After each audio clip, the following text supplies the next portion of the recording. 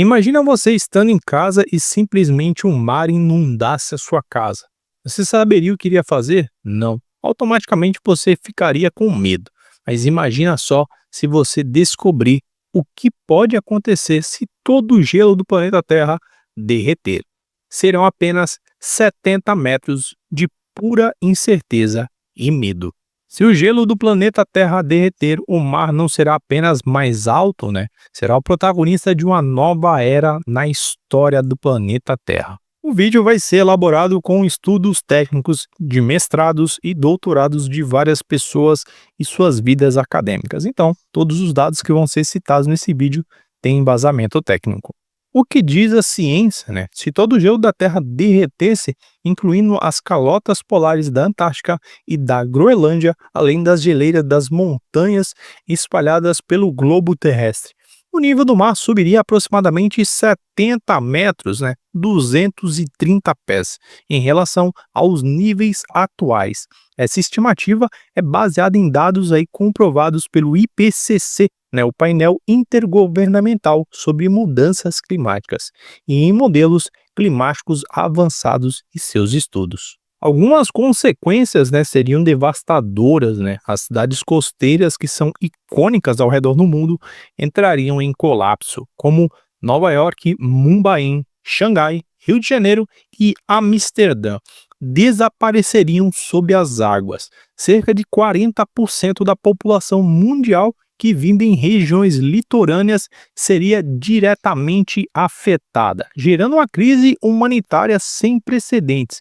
Isso é porque eu só citei algumas cidades litorâneas, porque existem várias e várias delas. Mudanças climáticas globais, né? A interrupção das correntes oceânicas, né?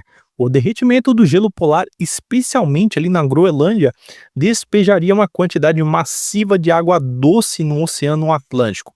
Esse fenômeno poderia interromper a circulação termoalina, né, um sistema crucial que regula o clima global. A corrente do Golfo, por exemplo, responsável por manter a Europa relativamente quente, né, poderia ser severamente afetada. Esse estudo foi publicado aí na revista Nature, né, dos Estados Unidos, um estudo amplamente conhecido. Também teríamos aí os efeitos em cascata, né? A interrupção dessas correntes poderiam levar a invernos mais rigorosos na Europa e às alterações drásticas nos padrões de chuva em regiões aí tropicais e semitropicais, afetando a agricultura e a disponibilidade da água potável. Perda de habitats e a extinção de algumas espécies. O ecossistema polar em colapso afetaria automaticamente algumas espécies, né? Animais icônicos como urso polar, foca e pinguim perderiam seus habitats naturais, enfrentando um risco iminente de extinção. A União Internacional para a Conservação da Natureza, né, o IUCN, já alerta o declínio populacional dessas espécies devido ao aquecimento global nesse exato momento. Esse estudo aí, ele evolui conforme o ano se passa, né? Então, esse estudo aqui é o estudo anterior de 2024. O Recife de Coral também ficaria ameaçado, né? Um aumento do nível do mar totalmente aumentaria ali a acidificação dos oceanos, né? Causado pela absorção do CO2, que colocaria os recifes de coral em perigo iminente. O ecossistema vital para a biodiversidade marinha, lar de centenas e milhares de espécies ao redor do mundo, e também serve e protege a costa terrestre, né, contra as tempestades, ou seja, o Recife de Coral basicamente é uma proteção natural, né? Grandes impactos geopolíticos e uma grande e forte migração humana pode acontecer. Refugiados climáticos com o desaparecimento das áreas costeiras, milhões e milhões de pessoas seriam forçadas a migrar para o interior do país, gerando uma crise de refugiados climáticos sem precedentes. Estudos do Instituto de Potsdam para a Pesquisa de Impacto Climático indicam conflitos por recursos, territórios poderiam se intensificar cada vez mais. A redistribuição do poder mudaria. Países com grandes extensões de terra com nível acima do mar, como Rússia e Canadá, entre outros países, poderiam se tornar mais influentes politicamente, enquanto nações insulares como Maldivas, Tuvalu e outras poderiam desaparecer completamente, alterando o equilíbrio geopolítico mundial. Isso a gente só citou algumas. Imagine os grandes países como China e Estados Unidos. A acidificação e a salinidade, né, a alteração química que poderia ocorrer no oceano. O derretimento do gelo liberaria ali uma grande quantidade de água doce, alterando assim a salinidade e a química do oceano. Afetaria diretamente a vida marinha, especialmente os organismos que dependem do carbonato de cálcio para formar conchas e esqueletos, como corais e moluscos, entre outros. Isso é um estudo ali da administração NOAA, Administração Oceânica e Atmosférica Nacional dos Estados Unidos. O derretimento do Ártico liberaria ali uma grande quantidade de metano, que está armazenado ali, sabe aonde? Na permafrost, um gás com potencial de aquecimento global 28 vezes maior que o CO2. Isso aconteceria, essa liberação desses gases, e aumentaria ali o efeito estufa no nosso planeta. Esse processo criaria um ciclo vicioso que aceleraria ainda mais o nosso aquecimento global. Esse estudo ele foi feito ali por membros de pesquisas nos Estados Unidos, e essas pesquisas foram publicadas na revista Ciência. Redistribuição da massa global, ou melhor, mudanças na rotação da Terra.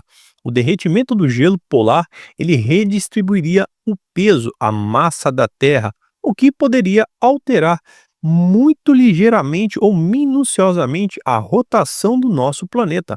Estudos da NASA sugerem que isso poderia aumentar a duração dos dias em alguns milissegundos, coisa que você nem ia perceber. Um efeito tão pequeno, mas que significativamente ia ter um termo geofísico gigantesco, alterando ali muitas coisas além da duração dos dias, porque se você aumenta a duração do dia, automaticamente os ciclos eles começam a se moldar a duração de um dia maior, ou seja, o ciclo de vida de todos os animais e todas as espécies marinhas, plantas e até mesmo o ciclo biológico do ser humano, ele também seria afetado, né, pela essa cadência de um dia um pouco maior. Concluindo, né, o derretimento total do gelo na Terra seria uma catástrofe global de proporções inimagináveis, com consequências totalmente irreversíveis para o clima, a biodiversidade e a civilização humana. A boa notícia é que esse cenário extremo não pode acontecer da noite para o dia. Levaria pelo menos alguns séculos ou milênios, dependendo das ações humanas, para reduzir as emissões de gases do efeito estufa. No entanto, um derretimento simples parcial já está causando impactos significativos como o aumento no nível do mar e a perca de habitats polares consideráveis, e isso vem ocorrendo gradativamente ao longo dos anos. Se você perceber, em 2025 a gente consegue entender que a calota polar ela já diminuiu de tamanho. Vamos aos dados científicos e números, né? O primeiro ali da calota polar do Ártico. No ano de 1900 ela tinha ali por volta de 7,5 milhões de quilômetros quadrados. Já em 2020, esse número diminuiu, ela teve agora 4 milhões de quilômetros de metro quadrado de massa polar.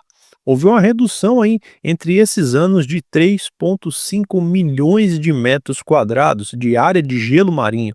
Isso se passa ao longo dos anos. É importante uma coisa, isso é uma área superficial, não é o volume. O volume do gelo derretido é ainda maior, porque o gelo também está ficando cada vez mais fino. E você vai entender mais para frente o que a gente está tentando te explicar. Calota polar da Antártica. A Antártica ela tem dois pontos, né? Tem a ocidental e tem a oriental. A ocidental ela vem perdendo muito gelo, né? Rapidamente ao longo dos anos. A oriental tem se mantido um pouco mais estável, embora também esteja começando a derreter em alguns pontos específicos. A perda total do gelo da Antártica de 1992 até 2020 foi cerca de 2,7 bilhões de toneladas de metro quadrado.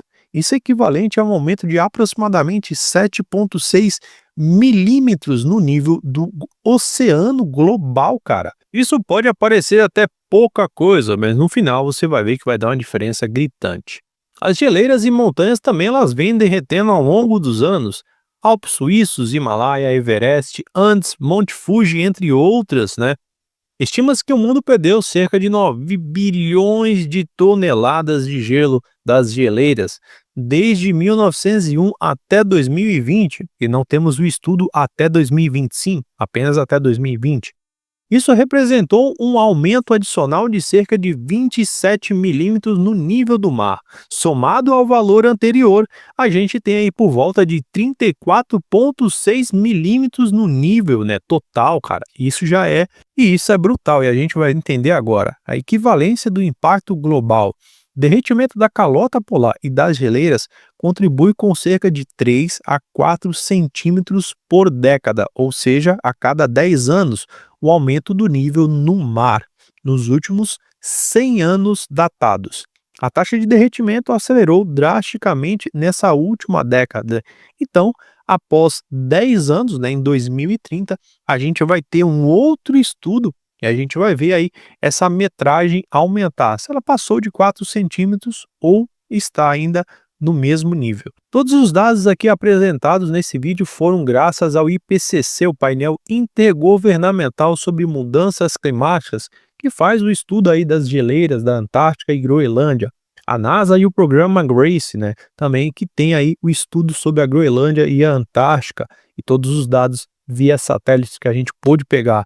Também a NOAA, a Administração Oceânica e Atmosférica dos Estados Unidos, que publica ali relatórios anuais sobre o estado da Antártica e as suas geleiras ao redor do mundo. Natura e Ciência da Criosfera também tem artigos publicados em períodos e revisados todos os anos para confirmar a perca histórica do gelo com base em registros, satélites e dados geológicos e moldagem climática, cara.